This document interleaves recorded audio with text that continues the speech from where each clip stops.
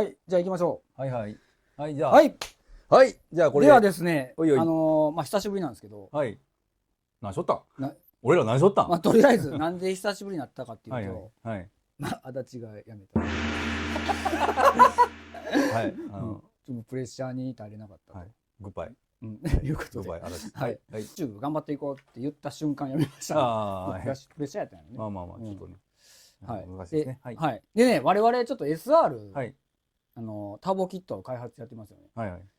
でね、まあ、いろいろとテストしたんですけど、まあ、なんぼ SR が遅い言うたかって、原付よりはぶっちぎりで速いじゃないですか。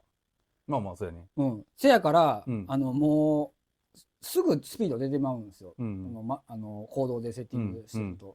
まあ、そら、誰もいない道選んでやりますけど、危ないんですよね。ああ、危ないですね。なんぼ折れへんって言っても。はい。なんで、まあ、もうローラーの上で、まあ、テストしたいと。まあ、そういう願いを、まあ、我々持つようになりましたよね。なりましたね。無理でしょ。無理です、無理です。で、宍戸さん、写真台って知ってはります？ああ、もう、そら知まあ、ってますこれまあ、よ。視聴者さんにちょっと説明みたいな。いやもう、そらもう、あれやろ、ボケんでええいやですよ。いやいやあれハムスター来るから回るような感じでしょ。まあ、まあまあこんな感じでしょ。まあまあそんな感じですわ。はい。あれをまあバイクにやらすみたいな感じですね。はい。でね、それの、まあ、馬力測定器ですよね、言うたらね。はい。ローラーついてて回して。はい。で、それのまあめっちゃ安いのを輸入することに成功したんですよ。おお、はいはい。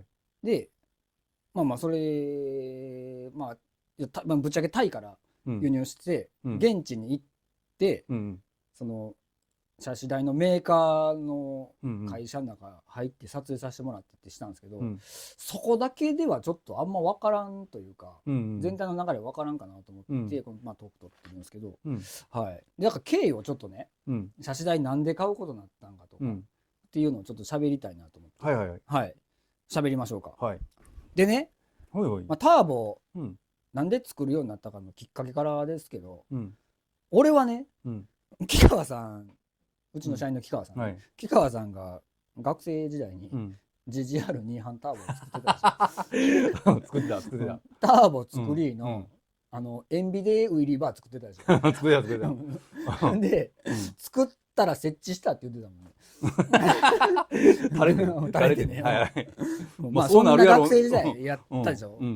でまあそれでね、まあターボもまあ言うてキャブやったし、多分まともに走ってへんかったし、タービンつけては走ってなかったんかな。いや、なんかつけとったんかな。つけて、ブーストメーターが動いてるとこまでは見てんけど、下級はしなかったよな、確か。まあ大学生やしね、やれることも限られるとか。まあでそれがまあ言うて2000年代前半の出来事か、まあ1990何年の出来事かもしれない。そうですね。でね、まあ以来ね、まあなんかね、こう何らかのバイクをターボ化したいという願望はあったんですよ。秘めてたんですよ。でいろいろ考えとったら、その車種まあいろいろスーパー4がええんかとかいろいろ考えとったんですけど、4気筒の方がこう均等にこう配達がかかって回るんがこう回りやすいんちゃうんかとかいろいろ思ってたんですけど、そうですね。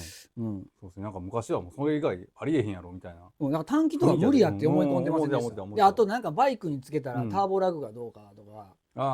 なんかいう話もあってんけど、まあ実際作ってみたら何にも関係なかったけど、ねんけど、今ねノーマル SR は400とまあ500もやけど、ノーマルの状態で圧縮比が 8.5 なんですよ。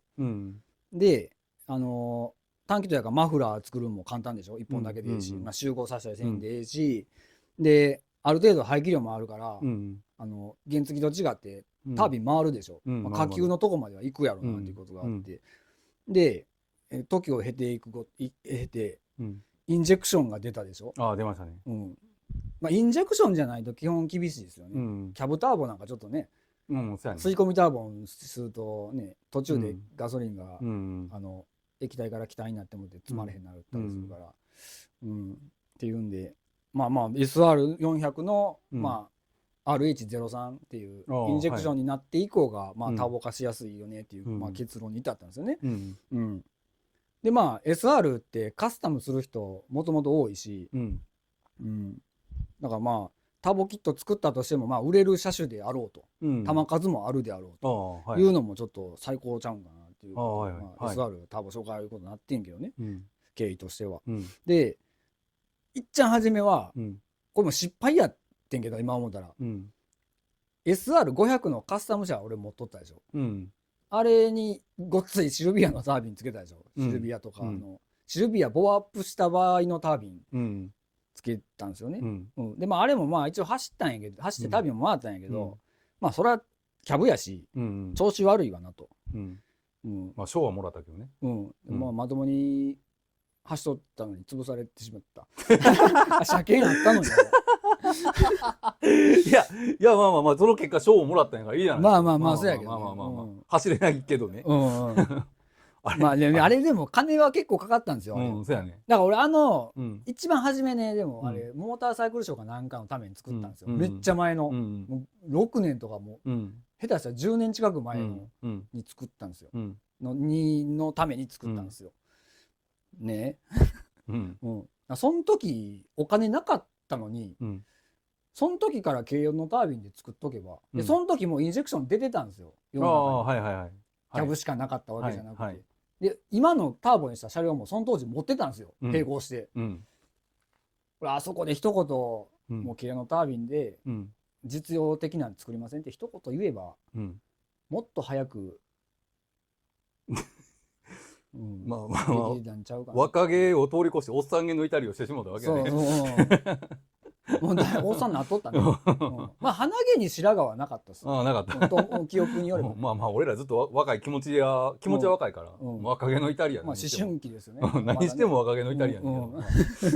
まあまあいやまあそういうこともあるさな。あるね。まあでもあれほんまちょっと俺あの時にもうちょっと通帳見せて。会社の通帳見せて。いや無理よあんたらそんな絶対無理。これもうこうなんですよ。もうそんな後悔してもその時のノリやったら絶対無理やで。ちなみに昨日俺北村さんと会ったんですよ。車種代回そう思ってんけど、設置できてんけど回そう思ってあれってうち走る車両ないわっていっぱいバイクあるけど走る車両ないわって言って北村さんに借りに行ったんですよ。で金貸してくれって言われたからでねでまあ時が流れてですよ、でっかいタービンつけた SR500 から、これね、出てるでしょ今、ここでなんか出とるこれがあれそれがまあ500ですよ、500のアホバカでっかいタービンですよ。でそっからもうだいぶ時を経て、それまでに鑑識の実用化っていうのがあったんちゃうかな。鑑識売り始めて、鑑識クラッチね。で時を経てまあ実用仕様のターボキットを開発しようってまあなって、これはもう俺が言うたんかな。あれ何やったっけな、なんかのあれ多分コロナであれまあ俺ら2人出向行っとったやん、某バッテリーメーカーに。それで帰ってきてコロナになって、でタイミングでこのタイミングでやろうかってやったんですよね。しみちゃんさんとかなんかちょっと知り合ったりして、そうなんですけど、でまあそこでなったんで金も借りれたんや、コロナの融資が300借りれたんや、無条件に。無条件ではなかったけどまあ借りれてなんすわ。で今もその前から持ってたインジェクションの RH03 型の SR 使ってまあ作ったんですよね。でとりあえずタービンだけつけたん、ターボだけにはしたんやな。コンピューターノーマルでとりあえずかけてみようって言ってかけたら割と早なったんやな、その段階でも。上までは吹けへんけどおおってくるとこまではいったはずやねん。あれサブコン使えんかった先に。サブコンも後だったんちゃうかな。まあ動画見たら分かるけど過去の確か俺間違うとったらごめん、とりあえずかけて走ってちょっと早かったもんね。あ、そうなんかほんで車検はそれで行ったんやもんね。で車検取って帰ってきてパオコマ前からこう取ったからつけようかみたいな話やった。やったんかな。なんですよ。でもあれスピードチェックするやろ。あ、それは出たんかスピースピードメーターその辺ぐらいは全然、うん、なんかターボ効いてってからおかしなうんうん、セッティングバラバラな感じだったから、うんなんでまあその速くなるだけど、うん、お来たって時にバラバラなって走らんみたいな、吹けへんみたいな感じだったんですね、まあ、ブースト効いてきた時に、でまあバックタービンもまあなるし、速なったしかっこええやんみたいになって、でまあやっぱまあそのさっき言ったみたいにブーストが効いた領域っていうのがセッティングが問題になって、でまあパワーコマンダーの5やねこれ、これ中なんか入っとんかな、説明書入っとんかな、まあ、これを中古で買うてね、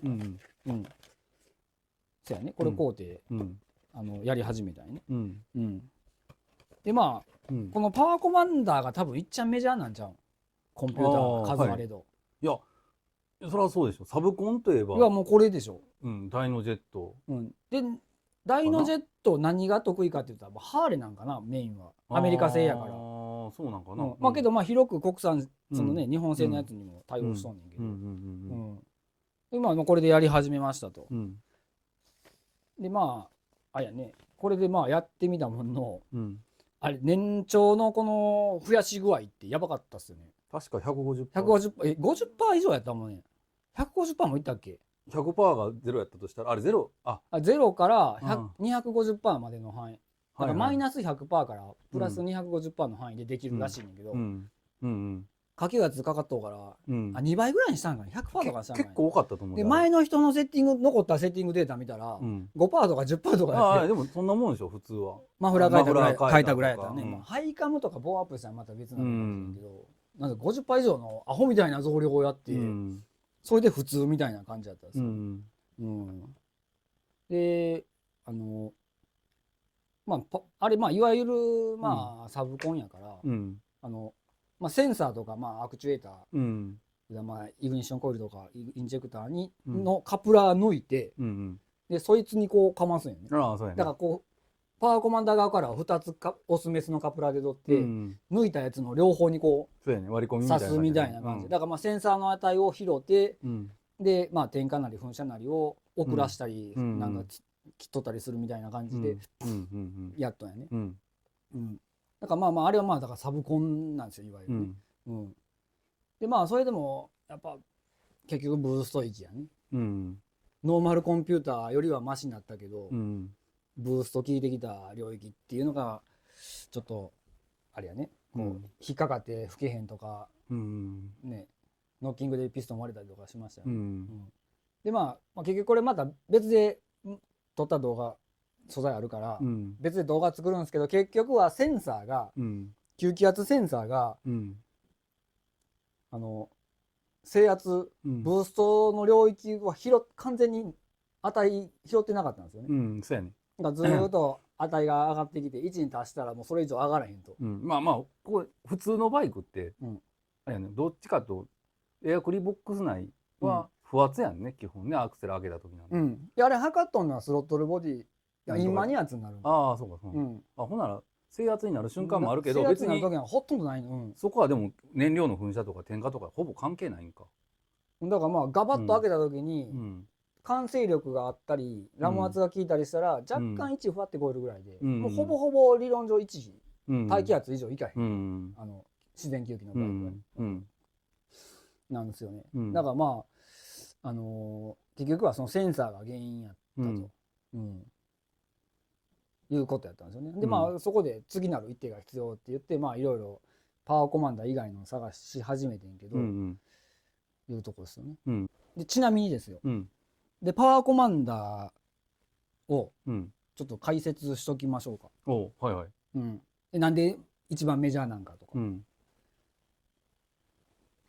説明しときます。でなんでかっていうとね、あれダイノジェット社の製品ですよね。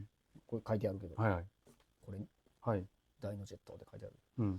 でダイノジェットって車種台作ってますよね。車種台で有名ですよね。車種台も有名ね。車種台自体をダイノジェットって呼んだりしますよ。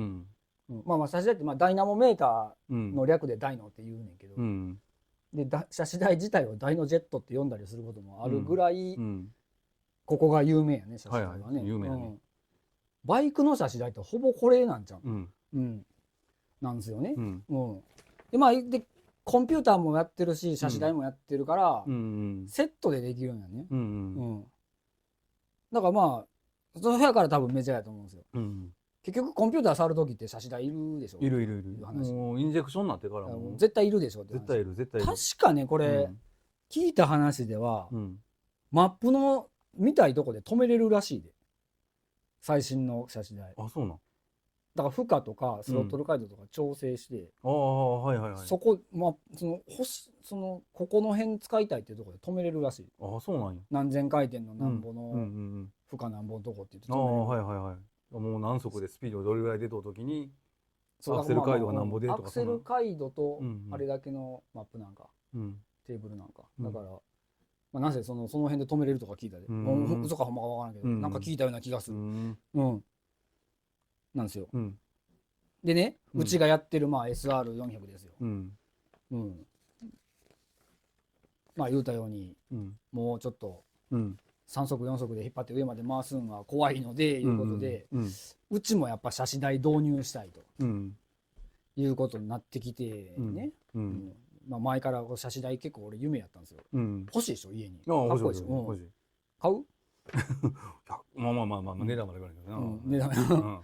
でダイノジェットのね、で俺ダイノジェットほんま買おうと思って、代理店に電話かけたんですよ。かけたりしてちょっとほんま調べてみたんですよ。でね分かったんですけど、ダイノジェットってディーラーに加盟するビジネス形態なんですよ。だから多分ねそのエンジン壊したりとかそうな可能性のあるチューニングやから、セッティングごっつい触るって言ったらね、そこでちょっとねディーラーっていう形態取って品質を担保しとうと思うねん、そのサービスの。誰でも彼でもこうばらまいちゃうと、エンジン壊したりとかなんかそういう使い方誤ったり、知識がなかったりして不具合出たり多分絶対するから、ほんでちゃんとディーラーっていう形態取った商売にしてはると思うんですよ。だからそのダイノジェットのディーラーに加盟してはるとこっていうのは、そんなに加盟料みたいなのも多分払ってると思うし、講習も受ける義務があるから、その権利の更新にね。だからほんまに多分ね信頼性のあるサービスができる店なんですよ。でだからねそれでね聞いた話では、その加盟する時点で、もう結構なお金払って講習受けたり、そのアメリカで講習受けるとかやったかな、やったり、あとなんかセッティングの初期値とか、多分チョークが何度できるとかそんなんの、ダイノジェット社が取ったデータくれんねやと思うわ。金かけて調べたデータを、教えてもらったり、データくれたりするんやと思うわ、ディーラーやったら。だからねその無料でそういうのを公にしちゃうと、ダイノジェット社が金かけて調べた値をね、ただでばらまかれちゃうと損してまうやんか、大損するやんか、だからディーラーに加盟する時点で、守秘義務契約交わさなあかんって言われて、守秘義務があるから、俺らみたいな商売はちょっと、商売というか、YouTube でこうセッティングノウハウとか改造ノウハウをこう、公表できなくなっちゃう、公表していこうっていうのはちょっとできへんのかな。なるほどね。でダイノとかのセッティングやってる動画とかって、需要がないから少ないかもしれんけど、少ないやん。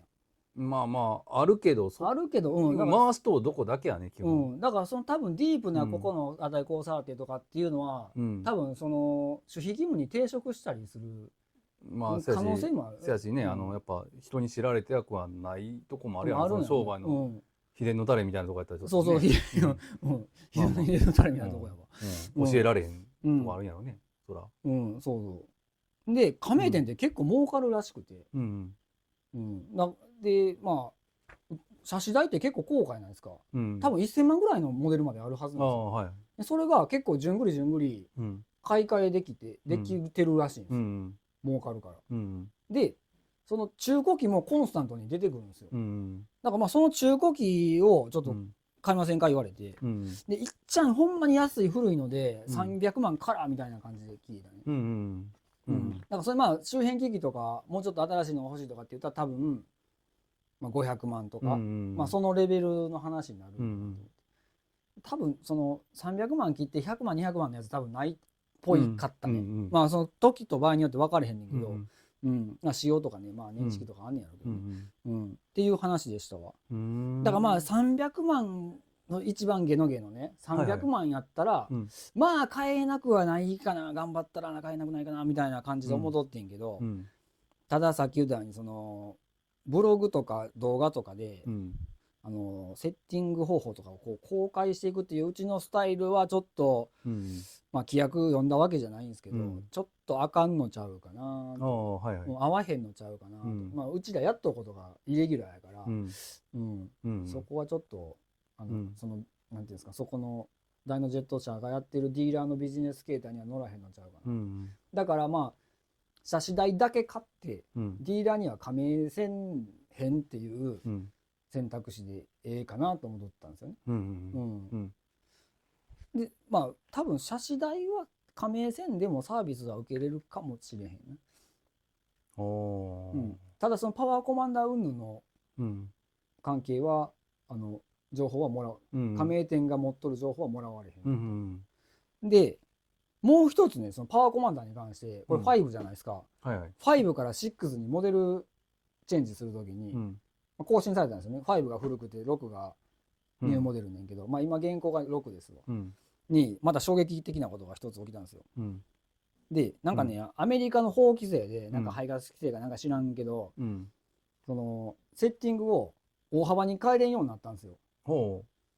プラマイ 15% しか無理になった。そんだけ？でもだからうちだから 100% とか 50% とかやるやん。だから多分マフラー変えたぐらいしか、その一般ユーザーは変えれませんってなったよね。でそれ以上前みたいにマイナス100からプラス250まで変えようと思ったら、そのディーラーに入らなあかんね。その厳しいそのディーラーに入ったら、だからそう講習受けたりとか、まあそういう一定の基準を満たすっていうお墨付きもらったディーラーに加盟せなあかんね。まあそれお金もいるしってなるんですよね。でディーラーの資格持ったとこはなんかソフトが対応されるのかなんか知らんけど、その書き換えをして200%、250% までできるらしいね。でそれがユーザーが 250% までできるようになるんか、そのどっか設定してもらったとこからプラマイ 15% になるんかはちょっと俺知らんねんけど、まあなんせディーラーに一回行って書き換えするってことが必要なんねやわ。まあでも法規制やからしゃあないんかな、アメリカの法規制がそうねんからね。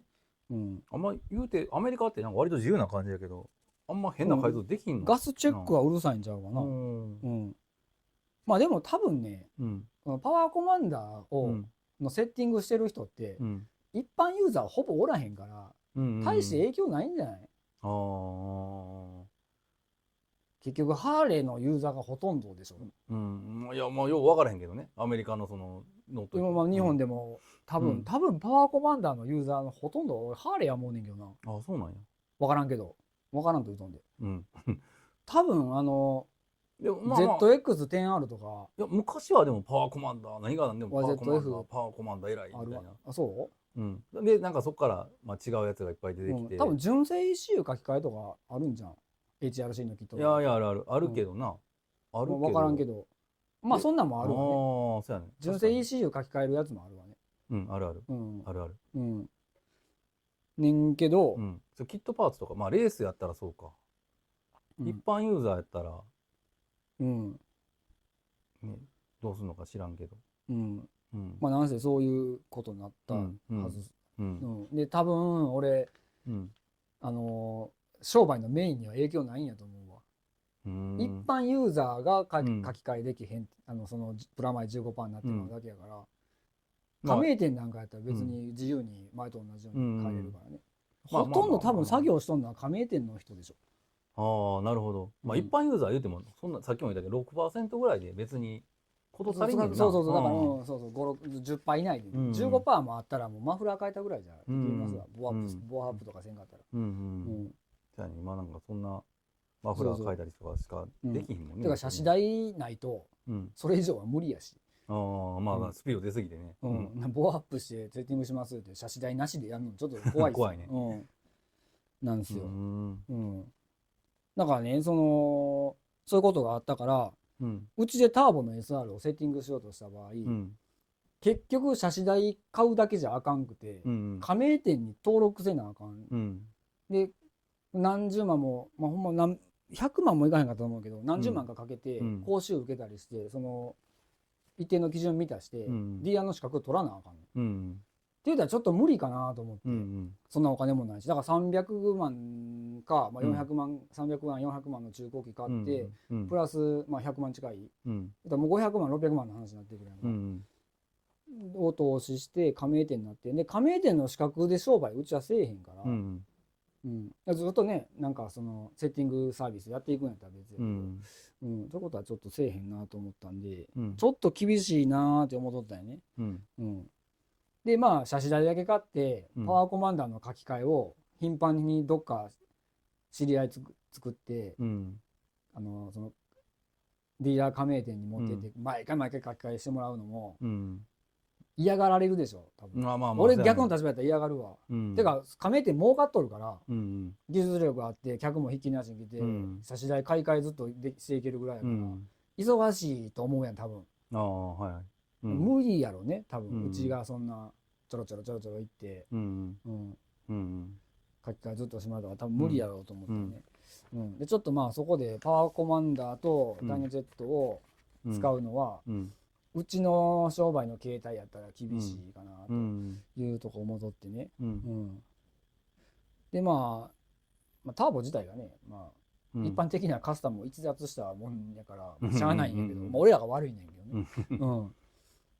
ねでまたほんでセンサーとかなんか足したりとかなんかそういうちょっとせなあかん可能性もありますやん。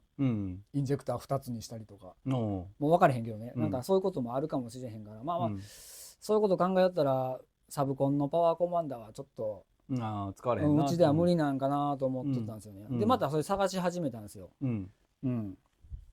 そのパワーコマに関してはね。で車種代はまあその最悪というかまあダイナジェット製のまあ手物があったら買えるかなぐらい、買おうかな買えるかなぐらいで考えて、パワーコマンダー6自体はもうちょっとターボには適さんなって思っとったんですね。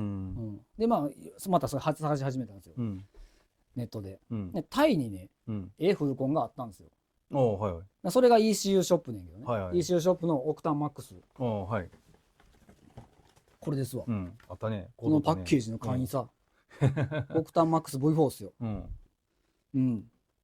でこれをまあ見つけていろいろ見てたら、ここの会社車種代も作っとるやんって思って、で注目しとったんですよ。で英語でタイにメール送ってしたら1回目は返してくれたんですよ。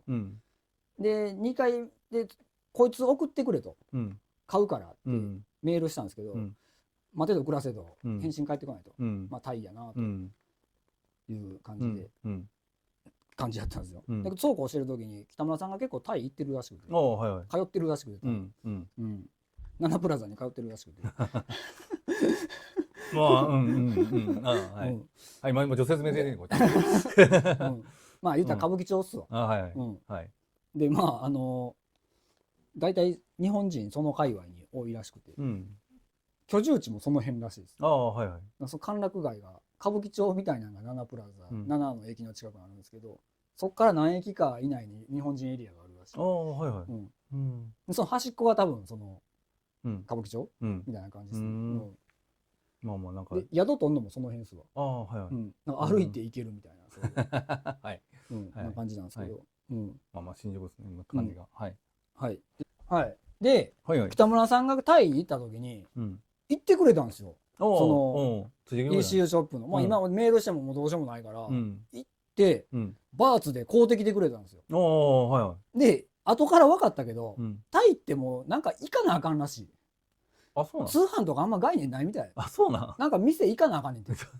そうなんや。だからなんか向こうのバイク屋もガスケットとか店に買いに行くねん。そうやな。なんかあんま仕様ないんかな。あんまだからその普通日本のバイク屋ってそのメーカーのパーツセンターから来るやん、郵送で。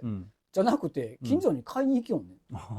なんか知らんけど、とかピーってスクーター乗って行って帰ってくんねん。RS 対1行くぐらいの勢いやな。そう。なんか在庫あんねやろな。なんですわ。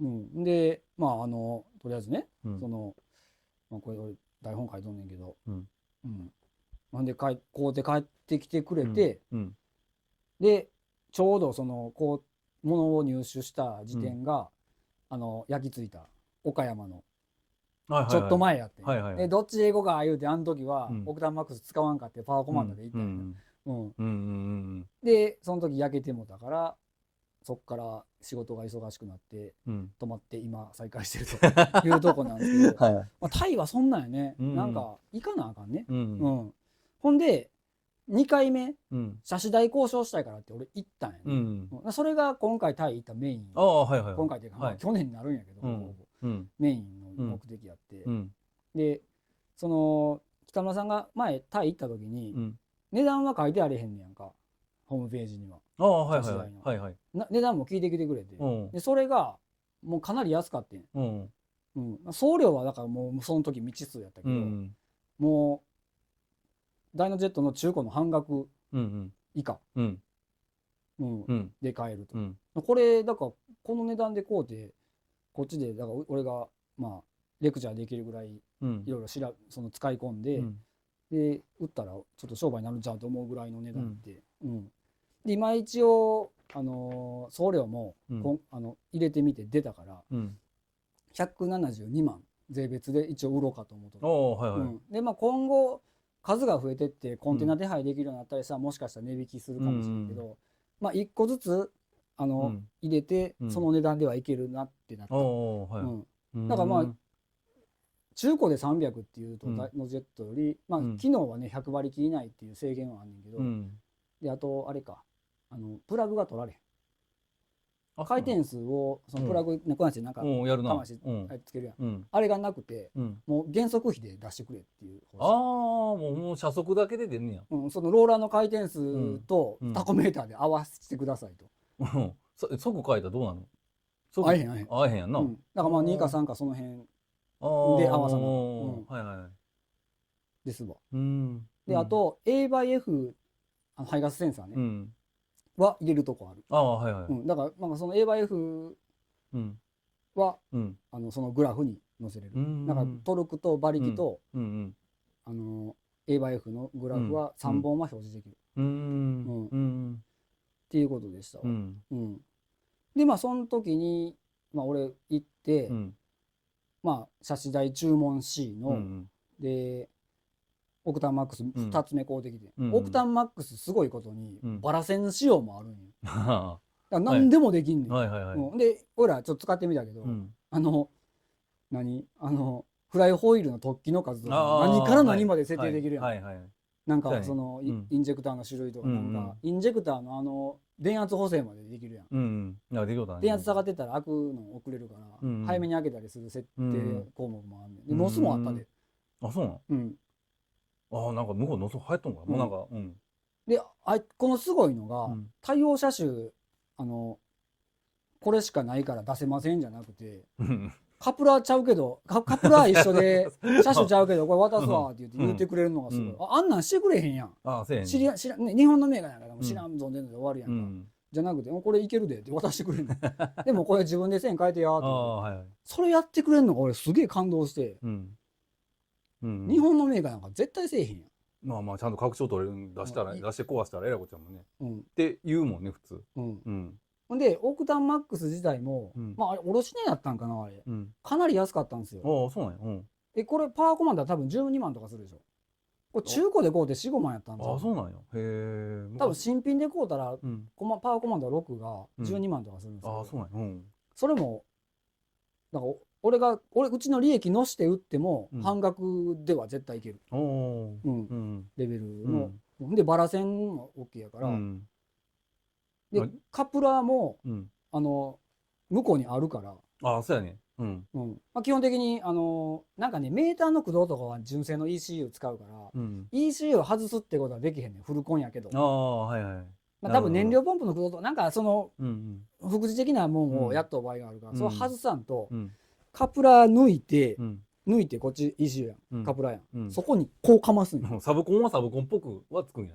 だからけどフルコンなんや。そうそうそうそうそう、サブコンっぽいけど、だから配線めっちゃ楽やねん。パワーコマンドやったら一個一個センサーにこう抜いてかましてかまして、じゃなくて ECU の線かばってごっついカプラー抜いてそこにこうつけてっていう。うん。なるほどなるほど。でそのこっちの ECU のそのオスの方は多分ね、住友とかそういうとこが作っと思うね。ああはいはい。矢崎創業とか。だから多分、そっちは頑張ったらメーカーから入手できると思うんだけど、ECU に食ってとうのメンターは多分あれ自分で型起こしとんじゃん。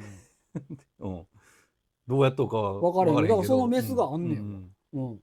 でそれがまあヤマハやったらヤマハで大概車種またいで一緒なんよ。ただそのピンアサインがちゃうねん。ちゃうね。だからバラ線こうでカプラーだけもうたら、全然 ECU ショップが対応しへん車種でもうちでなんとか頑張ってしようもたらできるわ。ああなるほどね。っていうのでだいぶちょっとなんていうんですか、今後ね展開していく上でこう希望があるというか発展性があるような交渉になったなって感じやったね。であいつらディーゼルも触っとったしね。ディーゼルな。黒煙吹きまくってめっちゃ割り切れとったで。あそうなん。280とか出とったんちゃう。あそうなん。何 cc ぐらい。ディーゼルでいすゞのなんか2000ぐらいのやつ。ディーゼルってあれ90馬力とかしかないっすよ。いやいやそうそう。NA のか。200馬力何馬力でおったんちゃうかな。そんなん俺キャラバン乗ってハイエース乗ったからそんなん知ってるよ。あれほんますごいと思う。キャラバン遅かったわ。何でも触りよる。ほんでまああれやね、今回だからその動画はまあタイの渡航したやつと、でそれが去年の2024年の7月に行ったんやね。でそっから買いますって言って2ヶ月後ぐらいに物が出来上がりますって言われて、その時14個一気に作っといとった。結構売れよねこれ。多分周辺国にも輸出しとんじゃう。あかもしれんね。多分日本はちょっと遠いからあれやけど、言葉も通じへんし、多分ねフィリピンとかインドネシアとかその海外は多分ねいろいろ交流あると思うね。なんかオーストラリアとかも代理店なかった。あるあるある。だから辺のオセアニアは多分ねちょっと大会とかあったら行き来しょんねんECU ショップのスタッフ自体に。なんかインドネシアいますとかフィリピンいますとかなんかいうの SNS で上がっとる。へえ。なかなかあれやね面白そう。14台作ってますって。でまあできました言われて、それがだから9月10月の話ですよ。ほんでそっからや輸送手配しよう思てんけどなかなかなくて、だから港まで梱包して持っていきゃ、そっから船便の会社ってなんぼでもあるんやわ。でだから俺前ちょっと使ったことある会社に言うてんけど、港からやったら行きます。でまあ調べますわってその梱包してくれるとこって。結局なくて。梱包だけうまいことしてくれる会社見つけて来たのかな。そうそうそう。でも会社見つけてほんで。運送はだからこっち苦労したんですよ。手配は。こっちが遠隔やから。でねタイ語で電話なんかようかけへんし。コップンクラップしか分からへんし。分からへん。スワイしか分からへん。スワイはなんかアローも分かるけどね。そうだね。スワイはかっこいいやったっけ。かっこいいかっこいい。かっこいいとか綺麗とか。なんや。でまあで来たんがなんやかんやでめっちゃ待たしてもて、あと国際送金するのもなんか面倒くさくて、そのなんやアカウント作ったりなんやしょったら送ったんが12月末で年またいでややこしいやんけみたいな時にやってもて、で年またいで入ってきてでっかい箱できたわ。ちょっとな釘だらけやったわ。めっちゃ釘でできたわ。燃やしたけどあれ箱燃やしたわ。でまあ開けてでまああれ300キロもあんねんなローラーが。あれが車体の重さ相当の完成力のローラーやから、でそれが重たくてちょっとまあ輸送どうしようかなみたいなってで一応軒下置いとったんですよ。軒下置いとったらやっぱ錆びるね。俺見たけど写真見たけど錆びとったやないか。むちゃくちゃ錆びとった。あれもでめっちゃ忙しかったんですよ。そうやね。いじめられたんですよ大手企業に。俺今いじめられと。工事の段取りして、当日その機械の改造に伺ったところ、見たことない部品がついてたんですよ。これ当たるじゃないですかって。って言って、まあまあそんなこともでそれのせいで納期伸び伸びになっとんのに、その間その材料費はずっと宙ぶらりんですよ。最悪やったわ。でそれでまあ結局今なってもて、でまあトラックの荷台を俺倉庫代わりに使っとんねんけど、もうそん中もう整理して入れようかって言って、っていうでまあ今入った状態です。はい。っていうのでまあ一応今からそのトークじゃなくてロケの動画を流しますので、はい。ほんならとりあえずじゃあ、まあとりあえずそのバンコクの ECU ショップの綺麗な会社ねに結構でかい会社っすわ。そこに入って撮影してきたやつがあるんで、そこからどうぞ。であとはまあ持って帰ってきてから梱包するまで。でこのあとちょっと一回計測して、まだ一回も計測してないんですけど、計測したやつもつけようかな。まあその時塩さんまた折れたら折ってもらったら。ダブル R 持ってこようか。いや、いいで、測ったんで。CBR 動かんかった時に一応。CBR ね、結局バッテリー上がっとった。やっぱそうやろ。俺もちょっと怪しいけど、俺タイかベトナム GS かなんかの、なんか謎のバッテリーしたらむっちゃ調子よくて。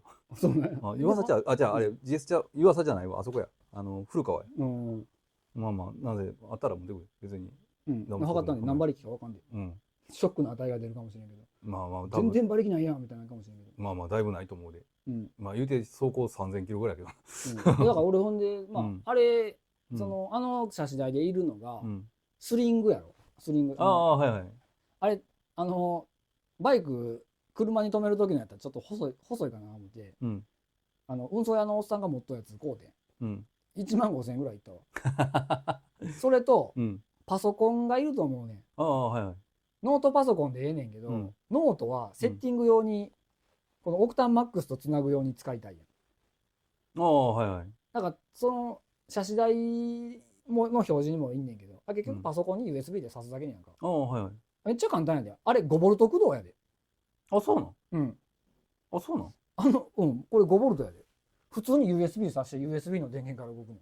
あ、そうなんや。で、入力って言ったらローラーの回転を取っとるエンコーダーだけ。ああ、そうなんや。で、重さ入れてするだけ。あ、そう、重さ入れなあかんね。完成力。それは買うた時の資料についてきてその値を入れんねんけど。へえ。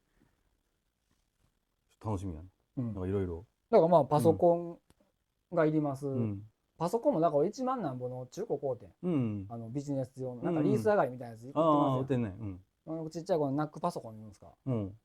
ほんまこれぐらいのちっちゃいやつ。はいはい。でデスクトップにしてゴンと置いてみたいな。そう。でまあまあモニターはねその辺かけて、あとワイヤレスのキーボードとワイヤレスのマウスで机の上でやったらいいかなと。であと多分ファンもいるねん。水田の水ファン。あれも買うたわ。で蛇腹はいらんと思うわ。もう外からバーって当てとったらいいと思う。あ、そうなんや。それも100ボルトのやつ買うて、その3つ買うたかな。でまあ多分その車種台うちから買うてくれる人がおんねやったら、その3つは別途用意せなあかんわ。ああ、はいはい。ってな感じです。まあつけてもいいけど、最悪プラスなんぼかでな。そう。であと300キロを輸送するのにフォークリフトないと無理やってんやんか。だからそれ枠組んでパレットジャッキに乗せれるようにちょっと輸送ジグジャッキアップジグちょっと俺作ったんやんか。パンタジャッキ2つでこう上げれるように上げてパレットジャッキそれもちょっとセットで売るんやったら売ろうかな。なるほどね。オプションで。でまあ本体はもう172万で税別で輸入までしますんで。あれ多分今から輸入しとったら俺から買うた方が安いと思うわ。もう当たり前じゃないですか。だってそれはもう。あれちょっと無理やと思うわ。いちいち行って運送や手配してってするんやったら。まあまあうちで実績見せつけて、俺はもうみんなもうよだれだらだらっすよ。価格破壊になるでしょ。まあまあええと思いますわ。で100馬力以内っていうところでダイノジェットのお客さんも食わへんし、別の市場そうだからハーレーなんかほぼ100馬力超えとるやん。っていうかまあ80やったとしてもねちょっとあれで測る。まあなんかイメージ的に中型ぐらいまで。2班400ぐらいまでちゃう。1000とかなったら100超えてくるから全く無理やから。まあまあまあその辺ちょっと一回やってみながらね。でまあ多分みんな知りたいのはどこまで正確なんとかね、なんかいろいろあるから、またそういうのをちょっと思い当たるところはコメントかなんかで返してくれたら。そうやね。こっちも正確かどうかを判定するものは何もないんやけどね。こう行こう。レーシングワールド行こう。けどそれもだからオートマとか分からへん。掘り場とか島津行かなんかん。いやもう何やレーシングワールドで構成や。レッドバロンでもよ、どこでもいいよ。どこでもいいですよ。構成や。最新の機種持っとうところにお邪魔して一回だけ測って構成や。まあでもまあ相対値は絶対出るから、セッティング出せる出せへん。まあセッティング出すために乗るじゃないですか。セッティングは絶対出ると思う。でリターダーはついてへんからね。まあまあそこは。リターダーってそのブレーキ連続的にかける装置のことなんけど、負荷かけまくれるからね。それはないから、あれやね、重たいローラーをいかに短時間で加速できたかっていうのから馬力算出するから、一定速度でずっと負荷かけてっていう運転はできへん。それやろうと思ったら、そのダイノジェットのリターダー付きのやつか。でも俺は改造してちょっとつけたろうかなと思って。いいじゃないですか。中華のリターダーめっちゃ安いだったんですよ。20万円台で。トラックの行こうかとか言ってたけど。トラックのこうだけど、あれ意味なかったね。そうなん。いや、あれ、細かい負荷量が調整できへんし。そうやね。確か、あれでも突っ込む量を。だからもう3段階ぐらいか5段階ぐらい。突っ込む量を確か IAI に変えなあかんがで。そう。そんな感じ。そんな感じやったけど。なんかそんなんじゃなくてもう完全に計測器用としてウッドの中華製のリターダーがあるんで、わかりました。それをまあこっちガタイとあれロードセルですか、重さ測る、ブレーキ力測るユニットつければまあ測れるけど、まあちょっと一回どんなもんか見て。そうですね。うちでそれでねバチバチ使うんやったらもうみんなに広めよくて。これでも一段階安なるから。だいぶ普及できると思う。そうやね。できたらリースとかそういうプランもなんか提案できたら月々1万とかでもいけると思う。1万無理か、月々2万とかやったら全然余裕でいけんね、170万。そうやね。まあレンタルかな、1台。まあでもレンタル輸送もかかってないんやったらちょっと大変やな。まあバイク屋やから、だからまあリースかローンのプランをこっちで示せたらええんちゃう。まあ金融機関とちょっとなんかタイアップしてというか話通して一緒に回れたら営業にね。わかりました。まあまあそれで VTR の方行ってそうですね。行きましょうか。まあこの最後のこの後かもしれんけどね。この伸びたトークどう編集するかみたいな。そうやね。大変やでこれまた。まあまあまあでもこれまあいいんじゃないですかね。とりあえず VTR はい。でではすみません。